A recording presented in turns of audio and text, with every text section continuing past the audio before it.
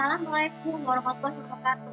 Bertemu lagi dengan saya Syakira aku bisa episode A dari Luna. Kali ini saya akan menjelaskan tentang faedah dari menonton video kosakata berbahasa Inggris untuk latihan dasar belajar bahasa Inggris ya. Jadi kita tahu bahasa Inggris merupakan bahasa yang sangat besar banyak orang. Jadi bahasa Inggris itu merupakan bahasa yang paling banyak digunakan orang ketika berkomunikasi dengan orang asing. Tapi banyak kan di antara itu banyak dijadikan tayangan program kan seperti itu. Kebanyakan hal itu bahasa Inggris. Nah mungkin kalian banyak yang nanya, bisa nggak kok dari zaman dulu, dari perkembangan zaman dulu banyak orang toko buku tuh memperjualkan buku kosakata atau buku berwarna yang kadang-kadang aku pengalaman banget dari kecil juga seperti itu. Tujuannya untuk apa? Untuk belajar bahasa Inggris ya, mempelajari kata-kata bahasa Inggris dasar dulu. Nah biasanya belajar bahasa Inggris itu tuh tidak hanya harus sekedar menghafal katanya, tapi juga pengucapannya harus diperhatikan karena isi buku kosakatanya menarik, gambar harus dipahami apa maksudnya. Terus tapi berbagai macam kategori itu banyak sekali yang pada kehidupan sehari-hari. Namun di zaman sekarang ini, di era teknologi digital ini, banyak menggunakan aplikasi video ya. Kosakata seperti yang punya itu ada 105 video sampai kategori. Nah itu tujuannya apa? Untuk siapa yang menontonnya? Ya untuk kalangan balita sampai anak kelas 3 SD ya. Kenapa bisa penting seperti itu? Itu supaya bisa melakukan ketergantungan mereka tuh untuk tidak merasa adiksi dengan distraksi dengan hal-hal yang tidak menyenangkan. Misalnya kayak suara berisik, itu juga terganggu dengan suara berisik ya. Ataupun dengan adanya kosakata itu bisa memahami kata-kata yang betul dan menggunakan komunikasi secara verbal.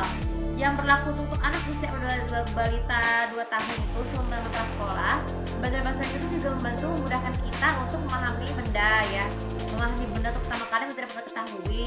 Hal itu dilakukan oleh para guru dan wali yang bisa mampu untuk menyerap bahasa yang tersebut.